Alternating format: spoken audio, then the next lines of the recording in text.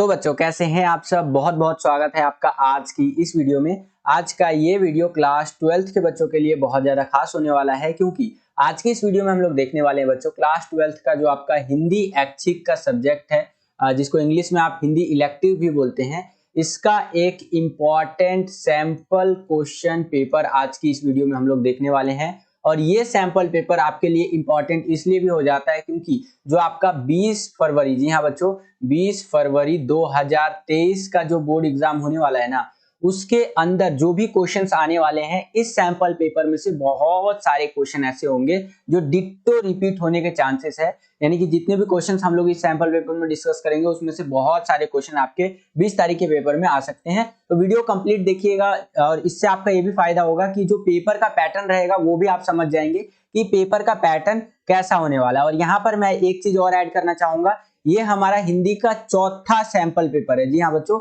इससे पहले मैंने 3 सैंपल पेपर आपको ऑलरेडी करवा दिए हिंदी के। अगर आपने उन सैंपल पेपर की वीडियोस को नहीं देखा है तो चैनल पे अगर आप जाएंगे वहां पर आपको प्लेलिस्ट वाला सेक्शन देखने को मिलेगा। जैसे ही आप प्लेलिस्ट वाला सेक्शन खोलेंगे तो वहां पर आपको सारे के सारे सैंपल पेपर देखने को मिल जाएंगे, सारे सब्जेक्ट के, चाहे वो हिंदी हो, इंग्लिश हो, जियोग्राफी हो, या फिर जो भी सब्जेक्ट के हम सैंपल पेपर डालते जाते हैं उस प्लेलिस्ट के अंदर वो सारे सैंपल पेपर ऐड करते जाते हैं। तो आप उस प्लेलिस्ट को जरूर देखा कीजिए, उसमें आपको सारे सब्जेक्ट के सैंपल पेपर देखने को मिल जाएंगे। ठीक है, तो चलिए हम वीडियो को शुरू करते हैं। और हाँ, आगे बढ़ने से पहले मैं आपको बताना चाहूंगा कि अगर आपने इस वीडियो को लाइक नहीं किया है तो इस वीडियो को ज्यादा से ज्यादा लाइक कीजिए। जितना ज्यादा आप इस वीडियो को लाइक करेंगे उतना ज्यादा हमारा मोटिवेशन बढ़ता है और वीडियोस को बनाने के लिए। अगर आप वीडियो को एक लाइक करते हैं तो इससे हमारा मोटिवेशन का लेवल जो है बहुत ज्यादा बढ़ जाता है। तो वीडियोस को लाइक जरूर किया कीजिए। और अगर आप चैनल पर नए आ गए हैं और चैनल को सब्सक्राइब नहीं किया है तो सब्सक्राइब कर दीजिए। इसी तरह की वीडियोस हम आपके लिए लेकर के आते रहते हैं। जैसे ही आप चैनल को सब्सक्राइब करेंगे बगल में आपको बेल का, घंटी या घंटा कुछ भी कह सकते हैं, उसका आइकन शो करेगा, उसको प्रेस करके ऑल पे क्लिक कर दीजिएगा, जिससे जो भी हम नया वीडियो डाले उसका नोटिफिकेशन सबसे पहले आपके फोन पर आ जाया करे और आपकी जो तैयारी है वो और भी बेहतर से बेहतर तरीके से हो सके। चलिए हम अपने वीडियो को शुरू करते हैं। तो क्लास 12th है, हमारा सब्जेक्ट है हिंदी ऐच्छिक, जिसको इंग्लिश में आप हिंदी इलेक्टिव भी कहते हैं। हिंदी का जो आपका पेपर होगा वो 3 घंटे का होगा और अधिकतम अंक जो रहने वाले हैं यानी मैक्सिमम मार्क्स वो रहने वाले हैं 80। बोर्ड एग्जाम का जो आपका क्वेश्चन पेपर आएगा वो कुछ इस तरह का आएगा। यहाँ पर आप देख सकते हैं इस तरह से एक सीरीज नंबर लिखा हुआ रहेगा। यहाँ पर आप देख सकते हैं सेट नंबर आपका लिखा हुआ रहेगा। टोटल जो आपका क्वेश्चन पेपर आता है वो 4 सेट्स के अंदर आता है, सेट 1, 2, 3 और 4। ठीक है, 1 से लेकर 3 तक मैंने 3 सेट आपको करवा दिए हैं, यानी कि 3 सैंपल पेपर ऑलरेडी करवा दिया है। जो चौथा सैंपल पेपर है, बोले तो 4th सेट जो है आज की इस वीडियो में हम लोग देखने वाले हैं। नीचे चले तो यहाँ पर आप देखेंगे कोड नंबर लिखा हुआ देखने को मिलेगा। रोल नंबर के लिए अलग से आपको यहाँ पर सेक्शन देखने को मिलता है। उसके नीचे चले तो यहाँ पर कुछ बेसिक बातें दे रखी हैं, जिसको आप वीडियो को पॉज करके पढ़ना चाहते हैं तो पढ़ सकते हैं। ये सारी बातें मैंने ऑलरेडी जो प्रीवियस सैंपल पेपर्स की वीडियोस डाली है उसके अंदर अच्छे से समझा रखा है। बाकी वीडियो को पॉज करके पढ़ना चाहें तो पढ़ भी सकते हैं बच्चों। इसके नीचे चले तो यहाँ पर आपको सामान्य निर्देश दे रखा है, जिसको इंग्लिश में आप जनरल इंस्ट्रक्शंस भी बोलते हैं। उसके अंदर सामान्य निर्देश जरूर पढ़ा कीजिए। अगर आप सामान्य निर्देश को पढ़ते हैं तो पेपर का पैटर्न किस तरह का रहने वाला है उसका आइडिया आपको लग जाता है। ठीक है, तो मैंने ये ऑलरेडी समझा भी रखा है, फिर भी मैं आपको बता देता हूँ। देखिए, हमारा जो क्वेश्चन पेपर है वो 2 सेक्शंस के अंदर बटा हुआ रहेगा, खंड अ और खंड ब। टोटल जो हमसे क्वेश्चन पूछे जाएंगे वो 14 क्वेश्चन पूछे जाएंगे, मोटा मोटा अगर मैं बात करूं तो। उसके अंदर अगर हम लोग उस क्वेश्चंस के अंदर 14 क्वेश्चनों के सब क्वेश्चंस की अगर हम बात करें तो बहुत सारे क्वेश्चन होते हैं। जैसे कि सेक्शन ए जो होगा, खंड अ जो होगा, उसके अंदर 48 वस्तु परक प्रश्न जो है हमसे पूछे जाएंगे। वस्तु परक मतलब एमसीक्यू टाइप वाले जो क्वेश्चन होते हैं ना, उस टाइप के क्वेश्चन जो है हमसे पूछे जाएंगे और निर्देशों का पालन करते हुए हमें इनका आंसर देना है। टोटल 40 क्वेश्चन का, तो 48 में से 40 क्वेश्चन, 48 में से 40 क्वेश्चन का आंसर आपको देना है। उसके आगे चले तो हमारा सेक्शन बी के बारे में यानी खंड ब में बता रखा है कि इसके अंदर वर्णनात्मक प्रश्न पूछे जाएंगे, यानी कि लिख करके उत्तर आपको देना होगा। इसके अंदर कोई आपको ऑप्शन या फिर विकल्प देखने को नहीं मिलेगा और आपको चॉइस देखने को मिलेगा क्वेश्चंस के अंदर सेक्शन बी में। और जो भी आपको निर्देश दिए होंगे उनको सावधानी से पढ़ना है। दोनों खंडों के प्रश्नों का उत्तर देना अनिवार्य है और यथासंभव दोनों खंडों के प्रश्न के उत्तर जो होते हैं वो क्रमशः देने का प्रयास करें। क्रमशः का मतलब आप क्वेश्चन नंबर 1 का आंसर दे दिया तो क्वेश्चन नंबर 2 का आंसर दीजिए, इस तरह से देने का प्रयास जरूर कीजिएगा, ठीक है। तो आई होप कि आपको ये चीजें समझ में आई होगी। चलिए हम अपने वीडियो को शुरू करते हैं और सेक्शन वाइज देखते हैं किस प्रकार के क्वेश्चन हमसे पूछे गए हैं और कैसे हम उनका आंसर दे सकते हैं। तो चलिए वीडियो को शुरू करते हैं। आ गए बच्चों खंड अ के अंदर, जिसको इंग्लिश में आप सेक्शन ए भी बोलते हैं। चलिए देखते हैं किस प्रकार के क्वेश्चन हमसे पूछ रहा है। पहला क्वेश्चन क्या कह रहा है कि निम्नलिखित गद्यांश को ध्यानपूर्वक पढ़कर सर्वाधिक उपयुक्त उत्तर वाले विकल्प चुन करके आपको लिखना है, ठीक है। और पहला क्वेश्चन आपका 10 नंबर का होने वाला है, यानी कि आपको गद्यांश दे दिया है, इसको आपको पढ़ना है और इसके बेसिस पे जो आपसे क्वेश्चन पूछे जा रहे हैं उसका आंसर आपको देना है। तो चलिए देखते हैं। पहला यहाँ पर हमारा ये जो आपका गद्यांश दे रखा है उसके अंदर बता रखा है कि मनुष्य के जीवन में लक्ष्य का होना बहुत आवश्यक होता है। जाहिर सी बात है यार, देखो कोई सा भी आदमी होता है ना, तो उसके जिंदगी में ना लक्ष्य का होना बहुत ज्यादा जरूरी है। अगर आपके जिंदगी में लक्ष्य नहीं है तो यार आपका जिंदगी ना एक ऐसे नाव के समान है ना, जो बीच समुद्र में खड़ा है, ना इधर जा रहा है ना उधर जा रहा है, और एक न एक दिन उसे डूब जाना है। यानी कि इस तरह से आप समझ सकते हैं कि जिंदगी जो होता है वो एक न एक दिन समाप्त हो ही जाता है, लेकिन जिंदगी तभी सफल माना जाता है जब आप उस जीवन का कोई इस्तेमाल कर रहे हो, यानी उस जिंदगी में आपने कुछ उखाड़ा हो, कुछ करके दिखाया हो, ठीक है। यानी कि वही बात है यार, मनुष्य को एक न एक दिन अपना जो देह है उसका अंत करना ही है, यानी उसका देह का अंत होना ही होना है। लेकिन मनुष्य के देहांत से पहले अगर मनुष्य कुछ करता है इस दुनिया में तभी उसका नाम होता है। तो वही चीजें इस पैसेज के अंदर बता रखा है कि मनुष्य के जीवन में लक्ष्य क्या होना बहुत ज्यादा जरूरी है या बहुत आवश्यक है। लक्ष्य के बिना जीवन दिशाहीन तथा व्यर्थ ही है। एक बार एक दिशाहीन युवा आगे बढ़े जा रहा था। राह में महात्मा जी की कुटिया देख रुककर महात्मा जी से पूछने लगा कि यह रास्ता कहाँ जाता है। तो इस तरह से करके आपका ये गद्यांश दिया हुआ है। वीडियो को पॉज करके आप पूरा का पूरा रीड कर सकते हैं। इसके बेसिस पे जो हमसे क्वेश्चन पूछे जा रहे हैं उसको सॉल्व करने का प्रयास करते हैं, क्योंकि अगर हम लोग पूरा गद्यांश रीड करेंगे तो वीडियो बहुत ज्यादा लंबा हो जाएगा, ठीक है। तो इस तरह से आपका ये गद्यांश दिया हुआ है, ये आप अपनी स्क्रीन पर देख सकते हैं बच्चों। और इसी के बेसिस पे क्वेश्चन जो पूछे जाएंगे उनका आंसर देने का प्रयास हम लोग करेंगे।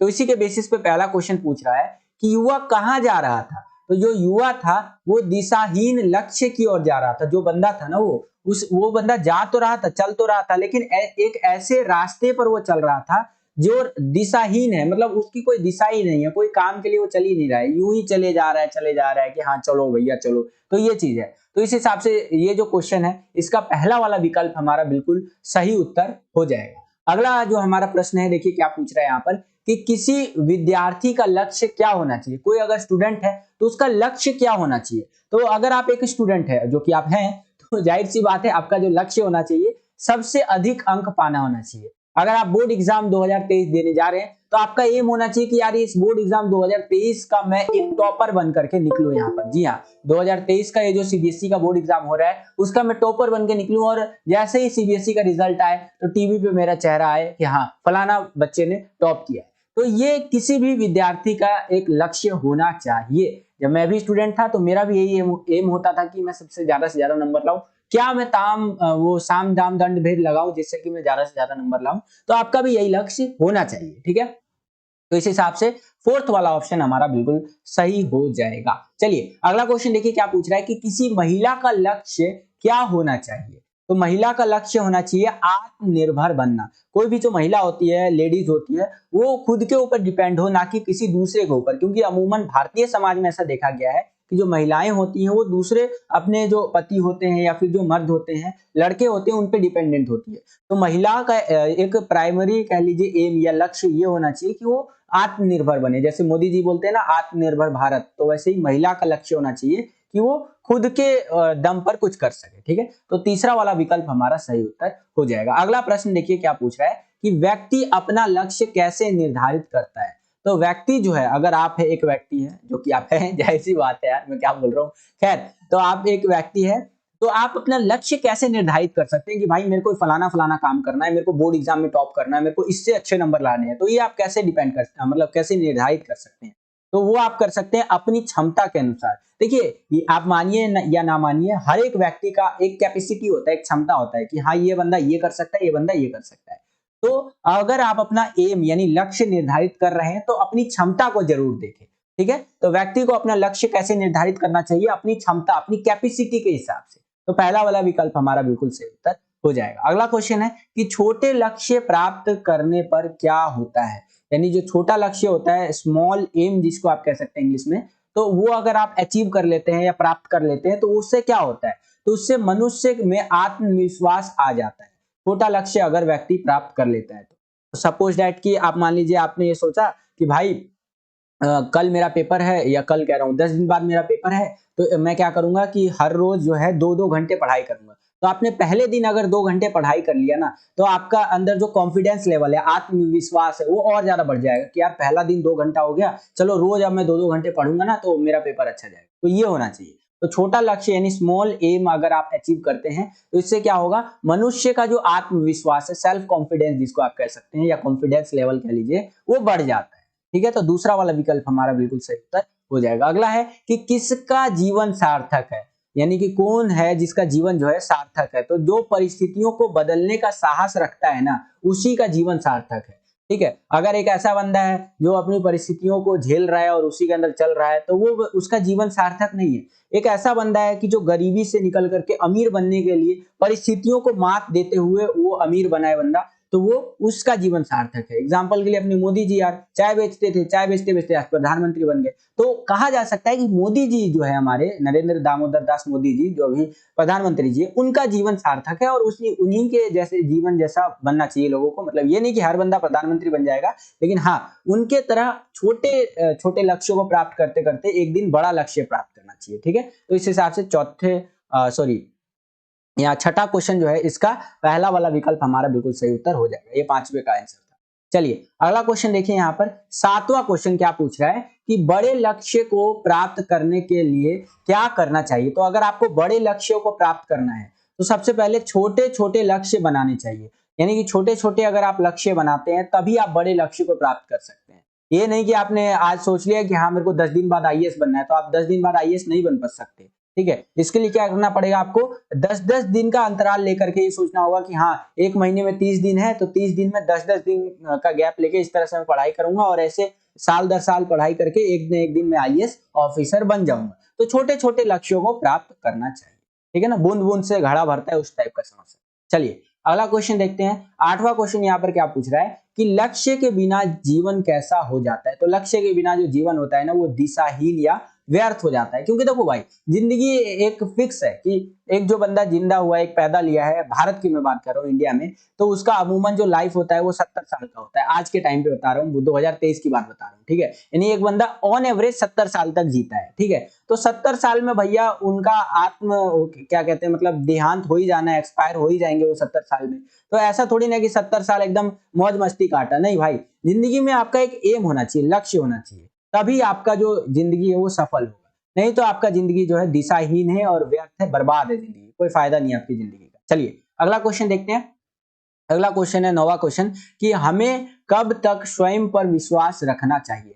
यानी हम जो है, हमें कब तक अपने ऊपर भरोसा रखना चाहिए, जब तक हम लोग अपने लक्ष्यों की प्राप्ति नहीं कर लेते, जब तक हम लोग जो सोचे हैं वो नहीं कर लेते, जब तक खुद पे भरोसा रखना चाहिए कि चलो भैया कुछ भी हो जाए, दुनिया इधर से उधर हो जाए, मैं तो कर लूंगा। जैसे आप बहुत ज्यादा पढ़ाई कर लेते हैं तो आपके मन में होता है ना कि भाई कोई भी क्वेश्चन आ जाए यार, मैं इसको करके रहूंगा। ठीक है, तो ये चीज होता है। तो हमें जब तक अपने ऊपर भरोसा रखना चाहिए जब तक हम लोग अपने लक्ष्यों को प्राप्त नहीं कर लेते। और अगला क्वेश्चन है कि असफल शब्द में प्रयुक्त उपसर्ग क्या होगा। तो असफल में जो उपसर्ग है, यानी उपसर्ग क्या होता है, शब्द के आगे लग के उस शब्द का मतलब एक तरह से बदल दे, तो वो होगा हमारा अ। ठीक है, और हटा देंगे तो सफल हो जाएगा यानी सक्सेसफुल, और सफल के आगे अ लगा देंगे तो असफल हो जाएगा यानी अनसक्सेसफुल। ठीक है, यानी कि शब्द के आगे लग करके उस शब्द का मतलब बदल देना, वो होता है हमारा उपसर्ग। तो इस हिसाब से पहला वाला विकल्प हमारा बिल्कुल सही उत्तर हो जाएगा। आई होप कि आपको ये क्वेश्चन समझ में आया होगा और ये वीडियो आपको पसंद आ रहा होगा।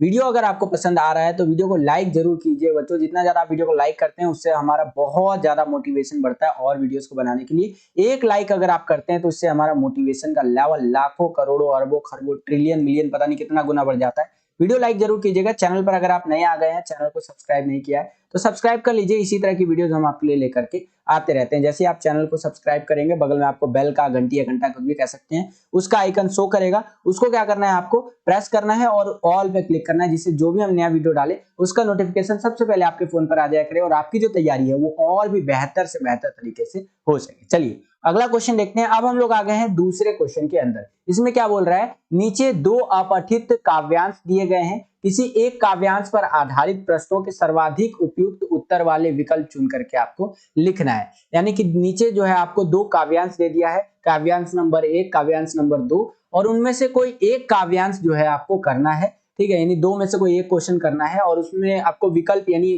ऑप्शन वाले क्वेश्चन दे रखे होंगे तो उसको अटेंड करना है, और 8 नंबर का आपका ये होने वाला है दूसरा क्वेश्चन, ध्यान रखिएगा। चलिए देखते हैं।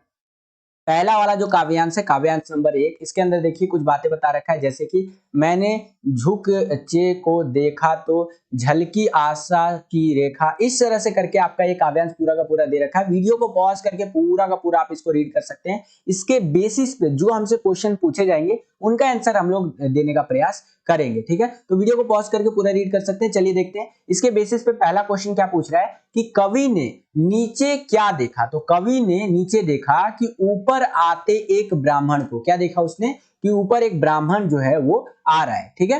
तो पहला वाला विकल्प हमारा बिल्कुल सही उत्तर हो जाएगा। अगला क्वेश्चन है कि स्नान करने के पश्चात विप्रवर क्या करते थे। स्नान करने के पश्चात जो विप्रवर है हमारे वो क्या करते थे, तो वो करते थे रामायण पढ़ते थे। आज भी देखेंगे अमूमन ज्यादातर भारतीय परिवारों में क्या करते हैं लोग, जो होते हैं नहाने के बाद वो क्या करते हैं, पूजा पे बैठ जाते हैं और रामायण का पाठ पढ़ने लगते हैं, गीता पढ़ने लगते हैं। इस तरह से धार्मिक जो हमारे पुस्तकें उनको पढ़ने लगते हैं। तो उसी प्रकार से यहाँ पर क्वेश्चन पूछ लिया आपसे इस आपका काव्यांश के अकॉर्डिंग कि स्नान करने, स्नान मतलब नहाने के बाद जो है उसके प्रिवर जो है वो क्या करते थे, तो वो रामायण पढ़ते थे, यानी रामायण का पाठ करते थे, ठीक है। तो तीसरा वाला विकल्प हमारा बिल्कुल सही उत्तर हो जाएगा। अगला क्वेश्चन देखिए कि विप्र ने पुए किसे खाने को दिए। विप्र जो था उसने पुए जो थे वो किसको खाने के लिए दिए, तो बंदरों को वो पुआ खाने के लिए उन्होंने दिया था। तो तीसरा वाला विकल्प हमारा बिल्कुल सही उत्तर हो जाएगा। अगला क्वेश्चन देखिए, चौथा क्वेश्चन कि कवि ने मानव को धन्य किस शैली में कहा है। कवि जो है, जो यहाँ पर उसने जो मानव है यानी ह्यूमंस जो है उनको धन्य बोला है। धन्य मतलब वो बोलते हैं ना कि तुम धन्य हो भाई, तुमने एक काम कर लिया। तो वो किस शैली में बोला है, तो कवि ने व्यंग्यात्मक शैली में मानव को धन्य बोला है, ठीक है। किस शैली में बोला है, व्यंग्यात्मक शैली में। ये सारे क्वेश्चंस आपके उसी काव्यांश में से पूछे गए हैं, ध्यान रखिएगा। तो ये मत बोलिएगा सर कहां से क्वेश्चन ला रहे हो, उसी में से पूछे गए हैं, उसी को पढ़ के समझ के तब आपको आंसर देना है। चलिए पांचवा क्वेश्चन देखिए क्या है कि कवि को क्या आशा थी। तो कवि को आशा थी ना कि जो है सो कि विप्र भिक्षुक को खाना देगा। कवि को लग रहा था कि जो विप्र है वो भिक्षुक को खाना देंगे ही देंगे, ठीक है, या देगा, जो भी कह सकते हैं आप। अगला क्वेश्चन देखिए कि भजन का अर्थ है, भजन का अर्थ क्या होता है, स्नान करना, मतलब नहाना कह सकते हैं आप देसी लैंग्वेज में। अगला क्वेश्चन देखिए यहाँ पर सातवां क्वेश्चन कि दूर दानव में कौन सा अलंकार है। दूर दानव ये जो बोला गया है इसमें कौन सा अलंकार है, तो इसमें अनुप्रास नाम का अलंकार है। कौन सा अलंकार है, अनुप्रास। अगला है क्वेश्चन, आठवां क्वेश्चन कि प्रतिदिन में कौन सा समास है। तो प्रतिदिन को अंदर आप देखेंगे तो अव्यय ये भाव जो समास होता है ये समास इसके अंदर निहित है, ठीक है। तो इस प्रकार से इसका आंसर आप लिख सकते हैं। इसके आगे अगर हम लोग चले तो यहाँ पर आपको एक अथवा वाला क्वेश्चन बोले तो एक चॉइस दे दिया कि अगर आपको ऊपर वाला क्वेश्चन नहीं आता तो नीचे वाला क्वेश्चन आप अटेंड कर सकते हैं। अब इसके अथवा में क्या क्वेश्चन दिया है उसको देख लेते हैं। काव्यांश नंबर 2 है हमारा। ये काव्यांश देखेंगे तो यहाँ पर लिखा गया है कि वह तोड़ती पत्थर देखा मैंने उसे इलाहाबाद के पथ पर जो है सो कि पथ पर वह तोड़ती पत्थर कोई न छायादार पेड़ वह जिसके तले बैठी हुई स्वीकार। तो इस तरह से करके आपका एक काव्यांश दे रखा है। वीडियो पॉज करके आप पूरा का पूरा रीड बच्चों कर सकते हैं। इसके बेसिस पे जो क्वेश्चन पूछे गए हैं उसको हम लोग हल करने का प्रयास करेंगे। तो इसके बेसिस पे पहला क्वेश्चन पूछ रहा है हमसे कि दुलक माथे से गिरे सीकर पंक्ति में सीकर शब्द का अर्थ क्या है। सीकर का अर्थ होता है पसीना, यानी कि जो दुलक माथा होता है ना, जो माथा होता है हमारा, जो एक तरह से कह सकते हैं हेड होता है, मतलब सर जो होता है, उससे जो सीकर होता है, सीकर मतलब पसीना बोला जा रहा है, ठीक है। ये जो गिरता है ना वो सीकर गिरता है। जब मेहनत करेंगे आप कड़ी धूप में तो आपने देखा होगा कि पसीना टप टप चूता है। तो उसी तरह से जो हमारा माथा होता है जिसको सीकर बोलते हैं, तो वो हमारा वहां से पसीना, सॉरी, माथे से गिरे सीकर। माथे से गिरे सीकर मतलब सीकर का बेसिकली मतलब ही यही है भाई, पसीना, ठीक है। माथा तो सिंपल भाषा में बोल ही देते हैं माथा, लेकिन सीकर का मतलब होता है आपका पसीना। तो इस हिसाब से इसका ऑप्शन नंबर फर्स्ट वाला हमारा जो आंसर है वो बिल्कुल करेक्ट आंसर हो जाएगा। अगला क्वेश्चन देखिए, दूसरा क्वेश्चन क्या है कि काव्यांश में दोपहर का वातावरण कैसा बताया गया है। ये जो काव्यांश अभी हमने देखा ऊपर, उसमें दोपहर का जो वातावरण होता है, एनवायरमेंट होता है, वो कैसा बताया गया। तो जो दोपहर का टाइम होता है ना भाई, वो गर्मी और लू से युक्त होता है, यानी गर्मी बहुत ज्यादा होती है और लू जो होता है वो चल रहा होता है। लू क्या होता है, गर्म हवाएं चल रही होती है।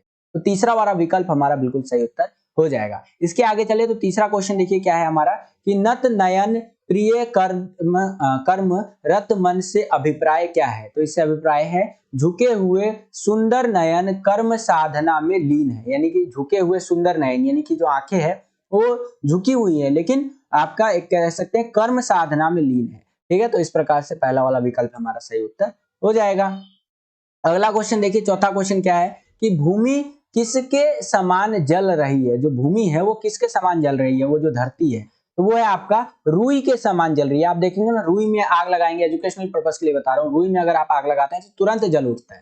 ठीक है, और उसी प्रकार से यहाँ पर बोला गया है कि जो भूमि है वो किसके समान जल रही है, तो जो भूमि है, जो जमीन है वो रुई के समान जल रही है। ठीक है, तो पहला वाला विकल्प हमारा बिल्कुल सही उत्तर हो जाएगा। अगला क्वेश्चन देखिए कि दोपहर शब्द में कौन सा समास है। ठीक है, तो दोपहर जो शब्द है हमारा उसके अंदर द्विगु समास यहाँ पर निहित है। ठीक है, तो चौथा वाला विकल्प हमारा बिल्कुल सही उत्तर हो जाएगा। अगला क्वेश्चन देखिए, छठा क्वेश्चन कि उपयुक्त पंक्तियों में काव्य गुण कौन सा है। तो ये जो पंक्तियां हैं इसके अंदर माधुर्य गुण है। कौन सा गुण है बच्चों, माधुर्य गुण। तो यहाँ पर हमारा दूसरा वाला विकल्प बिल्कुल सही उत्तर हो जाएगा। अगला क्वेश्चन देखिए, निम्नलिखित में से उत्प्रेक्षा का उदाहरण कौन सा है। तो उत्प्रेक्षा का जो उदाहरण है रुई जो जलती हुई भू, ये जो है आपका ये उत्प्रेक्षा का उदाहरण है। ठीक है, दूसरा वाला विकल्प हमारा बिल्कुल सही उत्तर हो जाएगा। अगला क्वेश्चन देखिए, आठवां क्वेश्चन कि इस कविता में कौन सा रस विद्यमान है। कौन सा रस की बात हो रही है, तो करुण रस की बात हो रही है। यहाँ पर कौन से रस की बात हो रही है बच्चों, करुण रस की। आई होप कि आपको ये यहाँ पर क्वेश्चन समझ में आया होगा बच्चों। चलिए अगले क्वेश्चन पे चलते हैं हम लोग।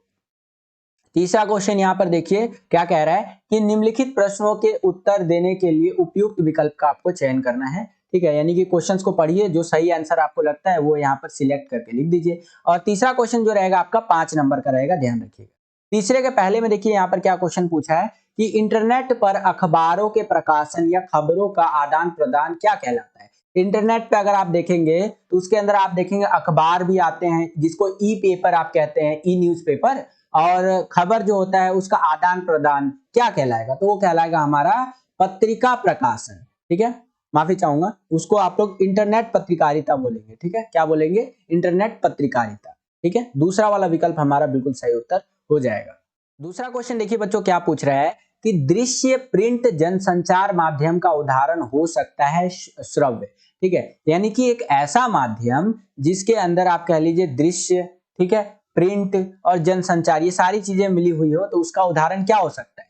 तो उसका उदाहरण आप कह सकते हैं बच्चों यहाँ पर टीवी, समाचार पत्र और रेडियो। देखिए टीवी जो होता है दृश्य माध्यम है, समाचार पत्र जो होता है आपका वो कौन सा, उसको आप मतलब पढ़ सकते हैं, इस तरह से हो सकता है, जनसंचार का एक अच्छा माध्यम है, प्रिंट माध्यम जिसको आप कह सकते हैं, और रेडियो श्रव्य माध्यम है यानी सुनने वाला है। ठीक है, तो इन तीनों का जो बेस्ट एग्जाम्पल है, बेस्ट बोल रहा हूं मैं, बेस्ट होता है, ठीक है, बेस्ट एग्जाम्पल जो है आपका वो है सेकंड वाला। ठीक है, टीवी, समाचार पत्र यानी न्यूज़पेपर और आपका रेडियो। तो इस हिसाब से दूसरा वाला जो विकल्प है वो बिल्कुल सही उत्तर हो जाएगा। अगला क्वेश्चन देखिए यहाँ पर, रेडियो फ्रीलांसर पत्रकार कौन होता है। तो वो होता है स्वतंत्र पत्रकार। देखिए ये पत्रकार कितने प्रकार के होते हैं और कैसे कैसे उनका काम होता है, ये सारा चीज मैंने आपका वीडियोस में कवर कर रखा है। अभिव्यक्ति और माध्यम, जी हाँ बच्चों, इसके ऊपर मैंने ऑलरेडी 2 वीडियोस बना रखी है, पार्ट 1 पार्ट 2 करके, जिसके अंदर अभिव्यक्ति माध्यम में से जितने भी इंपॉर्टेंट क्वेश्चन निकल रहे थे बोर्ड एग्जाम के लिए,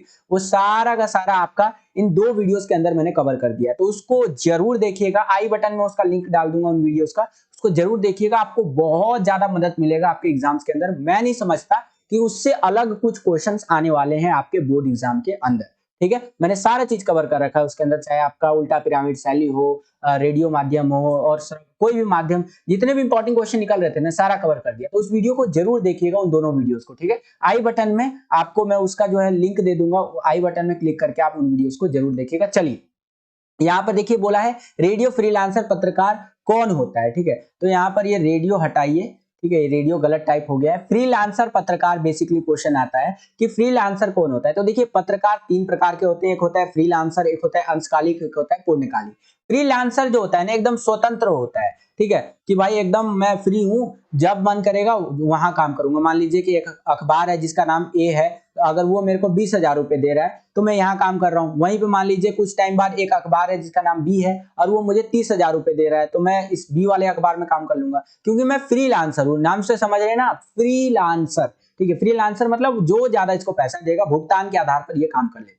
एक होता है पूर्णकालिक पत्रकार। पूर्णकालिक पत्रकार कौन होता है? जो एक फिक्स सैलरी पर, जी हाँ बच्चों, एक फिक्स सैलरी पर काम करता है कि हाँ मेरे को 20,000 मिल रहा है तो मैं काम कर रहा हूँ, और उस फिक्स सैलरी पे ये अपना टाइम देता है। और एक होता है आपका अंशकालिक पत्रकार। अंशकालिक पत्रकार कौन होता है? जो एक टाइम पीरियड के लिए, जी हाँ बच्चों, एक टाइम पीरियड के लिए कहीं पर काम करता है, कि मान लीजिए मैं 6 महीने के लिए काम करूंगा, मैं 2 साल के कॉन्ट्रैक्ट पे काम करूंगा, ये होता है आपका अंशकालिक पत्रकार, ठीक है। तो आई होप कि आपको समझ में आया होगा। तो यहाँ पर सीधा क्वेश्चन बन जाएगा, फ्रीलांसर पत्रकार कौन होता है? तो आप बता देंगे स्वतंत्र पत्रकार होता है, ठीक है। तो तीसरा वाला विकल्प हमारा यहाँ पर बिल्कुल सही उत्तर हो जाएगा। अगला क्वेश्चन देखिए, चौथा क्वेश्चन क्या है यहाँ पर, कि रेडियो समाचार की कॉपी की प्रत्येक लाइन में कितने शब्द होने चाहिए? जो रेडियो समाचार की कॉपी होती है ना, उसके प्रत्येक लाइन के अंदर आप देखेंगे, फॉर एग्जाम्पल मान लीजिए एक रेडियो समाचार का एक कॉपी है, तो उसके पर लाइन में आप देखेंगे तो यहाँ पर कितने शब्द होने चाहिए। तो यहाँ पर अगर हम लोग बात कर रहे हैं शब्दों की ना, तो वो होना चाहिए आपका 12 से लेकर 13 शब्द होना चाहिए, ठीक है। कितने होने चाहिए? 12 से लेकर 13 शब्द होने चाहिए, ठीक है। तो तीसरा वाला विकल्प हमारा बिल्कुल सही उत्तर हो जाएगा। अगला क्वेश्चन देखिए, पांचवा क्वेश्चन, की समाचार प्रक्रिया की शुरुआत कहां से होती है? तो समाचार की जो प्रक्रिया होती है, पूरा प्रोसेस होता है, उसकी शुरुआत होती है संचारक से। किससे होती है बच्चों? संचारक से उसकी पूरी शुरुआत होती है। तो तीसरा वाला विकल्प हमारा बिल्कुल सही उत्तर हो जाएगा। आई होप कि आपको ये क्वेश्चन समझ में। अब हम लोग आ गए हैं बच्चों चौथे क्वेश्चन के अंदर। चौथा क्वेश्चन देखिए क्या है, कि निम्नलिखित काव्यांश को ध्यानपूर्वक पढ़कर पूछे गए प्रश्नों के आपको सही उत्तर वाले विकल्प चुनने हैं। वही क्वेश्चन पढ़ना है, जो सही आंसर लगता है वो सिलेक्ट कर देना है। चौथा क्वेश्चन 6 नंबर के लिए रहेगा, ध्यान रखिएगा। तो देखिए यहाँ पर चौथे क्वेश्चन में क्या बताया गया है, कि सर्दियों की ठंडी बुझी राख, सुगबुगा उठी मिट्टी, सोने का ताज पहन इठलाती है, दो राह समय के रथ का, धर धर नाद सुनो, सिंहासन खाली करो कि जनता आती है। तो इस तरह से आपका ये पूरा का पूरा काव्यांश दिया गया है। वीडियो पॉज करके पूरा का पूरा रीड कर लीजिए। इसके बेसिस पे जो हमसे क्वेश्चन पूछे गए हैं उसका आंसर देने का हम लोग प्रयास करते हैं। आप पूरा का पूरा इसको रीड कर सकते हैं। चलिए देखते हैं। पहला क्वेश्चन यहाँ पर क्या पूछ रहा है, कि कवि ने किससे सिंहासन खाली करने को कहा है? आप देखेंगे ना, तो यहाँ पर आप देखो लिखा हुआ आपको देखने को मिलेगा कि नाद सुनो, सिंहासन खाली करो कि जनता आती है, ठीक है। यानी कि यहाँ पर अंग्रेजों से कहा गया है कि भैया सिंहासन कर दे खाली, यहाँ पर जनता आती है, यानी कि जनता को चाहिए कंप्लीट फ्रीडम, ठीक है। तो पहले क्वेश्चन का आंसर हमारा दूसरा बिल्कुल करेक्ट आंसर हो जाएगा। अगला क्वेश्चन देखिए क्या पूछ रहा है, कि मिट्टी सोने का ताज पहन इठलाती है, इस पंक्ति का भाव क्या है? यानी ये पंक्तियां क्या कहने का प्रयास कर रही है?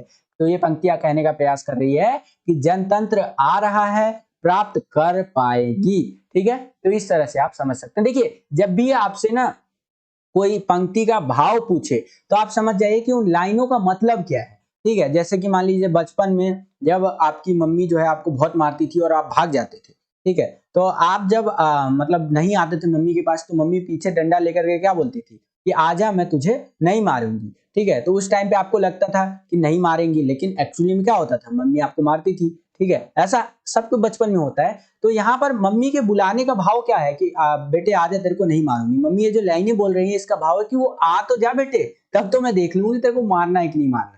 तो वही चीज होता है, आपको एक लाइन दे देगा और उस लाइन का आपसे भाव पूछ लेगा कि इस पंक्ति का, इस लाइन का भाव, यानी ये लाइनें कहने का क्या प्रयास कर रहा है। तो यहाँ पर ये लाइन जो है, मिट्टी जो है सोने का ताज पहन इठलाती है, ये जो लाइनें हैं ये कह रहा है कि जनतंत्र आ रहा है। जनतंत्र आ रहा है मतलब जनता जो है ना वो राज करेगा, ऐसा तंत्र आ रहा है, प्राप्त कर पाएगी। ये लाइनें जो है ये कहने का प्रयास कर रही है, ठीक है। तो तीसरा वाला विकल्प हमारा बिल्कुल सही उत्तर हो जाएगा। अगला क्वेश्चन देखिए, कि गुलामी की अवस्था में जनता की दशा कैसी रहती है? जब जनता गुलाम रहती है, जैसे हम लोग अंग्रेजों के कितने सालों तक गुलाम थे, लगभग 200 साल तक हम लोग अंग्रेजों के गुलाम थे। तो इस टाइम पे जो कह सकते हैं जनता होती है वो कैसी दशा में रहती है, कैसी परिस्थितियों में रहती है?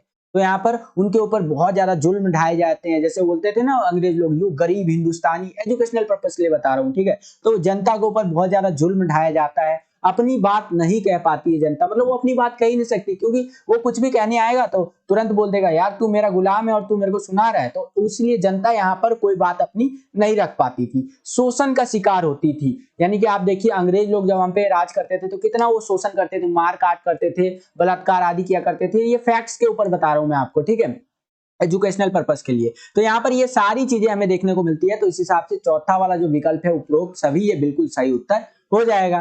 ठीक है, आई होप कि आपको समझ में आया होगा। अगला क्वेश्चन देखिए, चौथा क्वेश्चन क्या कह रहा है कि धर नाद का पर्यायवाची छांटो। इसका पर्यायवाची क्या होगा, तो वो होगा आपका कर्कश ध्वनि। क्या होगा इसका, कर्कश ध्वनि। पहला वाला विकल्प हमारा बिल्कुल सही उत्तर। पांचवा क्वेश्चन देखिए यहाँ पर क्या पूछ रहा है हमसे कि कवि के अनुसार जब जनता क्रोध में आ जाती है तो क्या होता है। भाई क्या होगा, जनता एकदम आग बबूला हो जाएगा। खैर यहाँ देखिए क्या होता है, यहाँ पर होता है आपका सत्ता पलट जाती है और धरती हिल जाती है, तूफान आ जाता है। क्योंकि जो जनता होती है, जनता भीड़ में आती है और भीड़ का कोई चेहरा नहीं होता है। ठीक है, तो इसीलिए यहाँ पर हो जाएगा पहला और दूसरा दोनों सही है। ठीक है, तीसरा वाला विकल्प आपका बिल्कुल सही उत्तर हो जाएगा। अगला क्वेश्चन देखिए कि विकृति का अर्थ क्या होगा, तो इसका अर्थ होता है भोहे। क्या अर्थ होता है इसका, भोहे।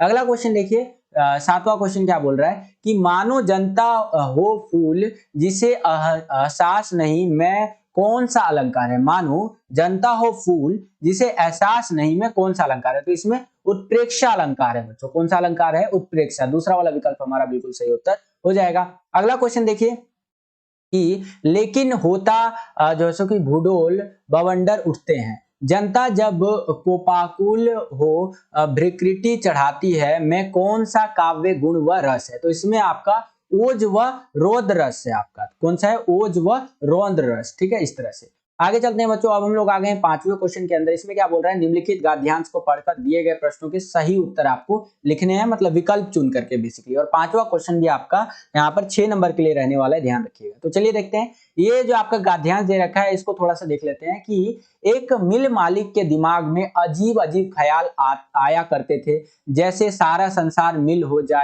जाएगा, सारे लोग मजदूर और वह उनका मालिक, या मिल में और चीजें की तरह आदमी भी बनने लगेंगे, तब मजदूरी भी नहीं देनी पड़ेगी, वगैरह वगैरह वगैरह वगैरह। इस तरह से एक दिन उसके दिमाग में ख्याल आया कि अगर मजदूरों के 4 हाथ हो तो काम कितने तेजी से हो। तो इस तरह से आपको ये पूरा का पूरा गद्यांश दे रखा है। 4 हाथ लघु कथा वो शेर वाला जो है ना उसके अकॉर्डिंग ये दे रखा है। ठीक है, वीडियो को पॉज करके पूरा का पूरा आप इसको रीड कर सकते हैं। इसी के बेसिस पे देखते हैं क्या क्वेश्चन हमसे पूछ रहा है। पहला क्वेश्चन पूछा है कि प्रस्तुत गद्यांश किस पाठ से अवतरित है। अवतरित है मतलब लिया गया है, तो ये लिया गया है लघु कथा 4 हाथ वाला जो है ना वहां से आपका। ठीक है, तो चौथा वाला विकल्प हमारा बिल्कुल सही उत्तर हो जाएगा। अगला क्वेश्चन देखिए यहाँ पर क्या है कि इस पाठ के लेखक का क्या नाम है, तो इस पाठ के लेखक का नाम है बच्चों असगर वजाहत जी। क्या नाम है, असगर वजाहत जी। ठीक है, अगला क्वेश्चन देखिए, तीसरा क्वेश्चन क्या पूछ रहा है कि मिल मालिक के ख्याल पर किसने पानी फेर दिया, तो वैज्ञानिकों ने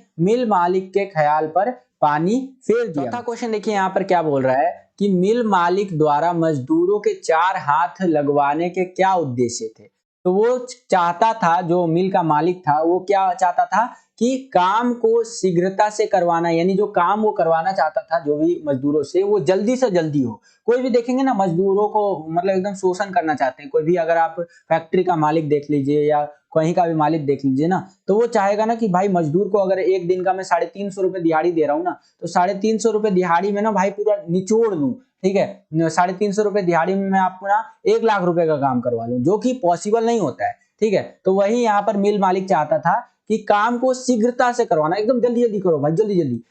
भाई वो आदमी है ना, मशीन थोड़ी ना है। तो ये चीज है आपका। और क्या चाहता था, उत्पाद जो है सो कि उसको बढ़ाना, उत्पादन को बढ़ाना, बेसिकली अपना प्रोडक्शन बढ़ाना चाहता था वो, कि जो भी एक दिन में मान लीजिए एक मजदूर 10 प्रोडक्ट बना पाता है, तो वो चाहता था कि वही मजदूर वो प्रोडक्ट जो है 20 बना पाए। ठीक है, तो ये चाहता था वो मालिक। तो इस हिसाब से यहाँ पर आपका जो है सो कि चौथा वाला विकल्प सही हो जाएगा। ये वाला गलत है कि मजदूरों को ताकतवर बनाना चाहता था, बिल्कुल ताकतवर नहीं बनाना चाहता था वो, और कमजोर बनाना चाहते थे मिल मालिक। ठीक है, तो ये चौथा वाला विकल्प सही हो जाएगा आपका।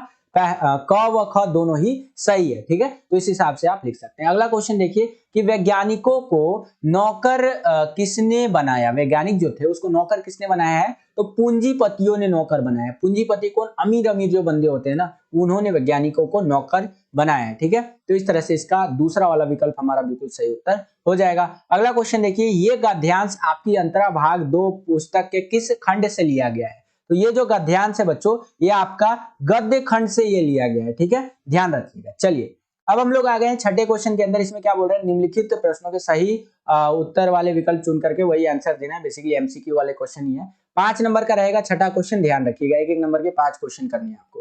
पहला क्वेश्चन क्या बोल रहा है कि विस्कोहर की माटी पाठ किस विधा में लिखा गया है। तो ये जो पाठ है बच्चों, ये आत्मकथा के ऊपर लिखा गया है, ठीक है। विस्कोहर की माटी, जैसे होता है ना, कोई बोलता है कि मैं अपनी आत्मकथा लिखूंगा, मैं अपना बायोग्राफी लिखूंगा, तो उस टाइप का आप समझ सकते हैं कि विस्कोहर की माटी जो पाठ है ना बच्चों, ये आपका आत्मकथा विधा में लिखा गया है, ठीक है। अगला है आपका ख में क्वेश्चन कि भिखारियों के लिए धन संचय पाप संचय के समान है। आपके अनुसार सूरदास ने ऐसा क्यों कहा। सूरदास कहता है कि जो भिखारी लोग होते हैं ना, उनके लिए ना जो धन का संचय है, मतलब धन को इकट्ठा करना ना, पाप को इकट्ठा करने के समान है, यानी पाप को संचय करने के समान है।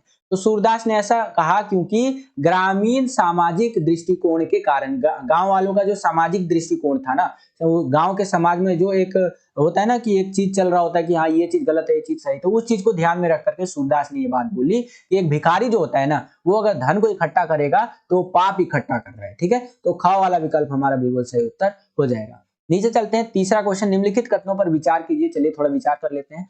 पहला यहाँ स्टेटमेंट क्या कह रहा है कि वर्तमान युग में औद्योगिक विकास के नाम पर नदियों को गंदे नाले में बदल रही है। कहने का मतलब यह है कि आज के टाइम पे ये जो औद्योगिक विकास है कि हाँ इंडस्ट्रियल रिवोल्यूशन हो रहा है, इंडस्ट्रियल डेवलपमेंट हो रहा है, बहुत ज्यादा फैक्ट्री लग रहा है, तो इसके नाम पर ना नदियों को गंदे पानी के नाले बनाते जा रहे हैं लोग, ठीक है। बिल्कुल पॉइंट देखिए क्या कह रहा है कि लोगों द्वारा कूड़ा करकट, कल कारखानों, उद्योगों के रासायनिक पदार्थ से नदियां प्रदूषित हो रही है। जाहिर सी बात है, लोग जो कूड़ा करकट डाल देते हैं बिना सोचे समझे, आप देखते होंगे अगर आपके घर के आसपास कोई नदी वदी हो, तो दिल्ली में तो ऐसे यमुना जी है, उसमें भी बहुत कूड़ा डाला जाता है जो कि इनलीगल है, नहीं डालना चाहिए भाई, नदियों को गंदा नहीं करना चाहिए।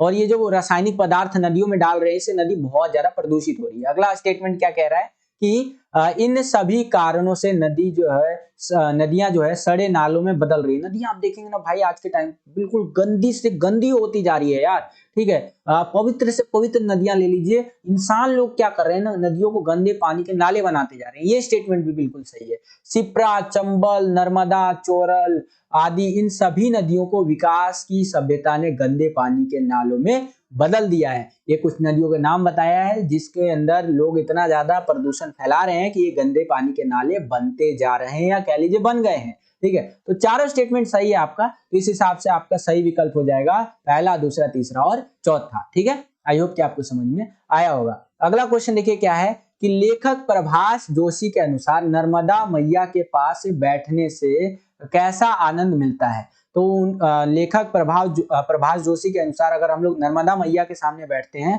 तो माँ की गोद में बैठने जैसा आनंद हमें मिलता है। जैसे एक बच्चा जो होता है, या आप जब बच्चे रहे होंगे, तो माँ की गोद में बैठने पर जितना सुकून मिलता है ना, उतना ही सुकून मिलता है जब नर्मदा मैया जो नदी है उनके सामने हम लोग बैठते हैं। तो इस हिसाब से घ वाला विकल्प हमारा बिल्कुल सही है। पांचवा क्वेश्चन देखिए क्या बोल रहा है कि लेखक विश्वनाथ के अनुसार किस सांप के काटने से व्यक्ति हिनहिनाकर मरता है। वो बोलते हैं ना कि भाई ये बंदा भी हिनहिनाकर मर रहा है, बिल्कुल एकदम तड़प तड़प के, तो वैसा समझ लीजिए। तो वो है हमारे यहाँ पर दोड़धा सांप जो होता है, उसके काटने से व्यक्ति जो होता है वो हिनहिनाकर मरता है, ऐसा लेखक विश्वनाथ का कहना है, ठीक है। तो इस प्रकार से इस क्वेश्चन का आंसर आपको लिखना है। आई होप कि आपको समझ में आया। अब हम लोग आ गए हैं बच्चों यहाँ पर खंड ब के अंदर, जिसको इंग्लिश में आप सेक्शन बी भी बोलते हैं। इसके अंदर हमसे वर्णनात्मक प्रकार के प्रश्न पूछे जाएंगे। बोले तो डायरेक्ट आपसे क्वेश्चन पूछ लेगा और उसका आंसर आपको लिख करके बताना है बच्चों, ठीक है। तो ये वाला जो सेक्शन है, इसका हम लोग एक और वीडियो लाऊंगा मैं, पार्ट 2 वाला वीडियो, उसके अंदर हम लोग अपना सेक्शन बी पूरा कवर करेंगे। इस वीडियो में हमने सेक्शन ए पूरा देखा। आई होप कि आपको समझ में आया होगा और बहुत जल्दी मैं सेक्शन बी भी अभी अपलोड कर दूंगा। ठीक है, आई होप कि आपको समझ में आए होंगे। तो बस बच्चों आज के लिए इतना ही। आई होप कि आपको ये वीडियो पसंद आया होगा। अगर आपको ये वीडियो पसंद आया तो इस वीडियो को ज्यादा से ज्यादा लाइक कीजिए। जितना ज्यादा वीडियो को लाइक करेंगे उतना ज्यादा हमारा मोटिवेशन बढ़ता है और वीडियोस को बनाने के लिए। चैनल पर अगर आप नए आ गए हैं और चैनल को सब्सक्राइब नहीं किया है तो क्या कर रहे हैं आप, आज ही सब्सक्राइब कीजिए all CBSE education in Hindi को। इसी तरह के वीडियोस हम आपके लिए लेकर के आते रहते हैं। और जैसे ही आप चैनल को सब्सक्राइब कर लेंगे बगल में आपको बेल का घंटी या घंटा कुछ भी कह सकते हैं उसका आइकन शो करेगा, उसको प्रेस करके ऑल पे क्लिक कर दीजिएगा, जिससे जो भी हम नया वीडियो डाले उसका नोटिफिकेशन सबसे पहले आपके फोन पर आ जाया करे और आपकी जो तैयारी है वो और भी बेहतर से बेहतर तरीके से हो सके। आज के लिए इतना ही बच्चों, मिलता हूं आपसे अगली और एक्साइटिंग वीडियो में। तब तक के लिए खुश रहिए, खुश रखिए सभी को। जय हिंद, वंदे मातरम।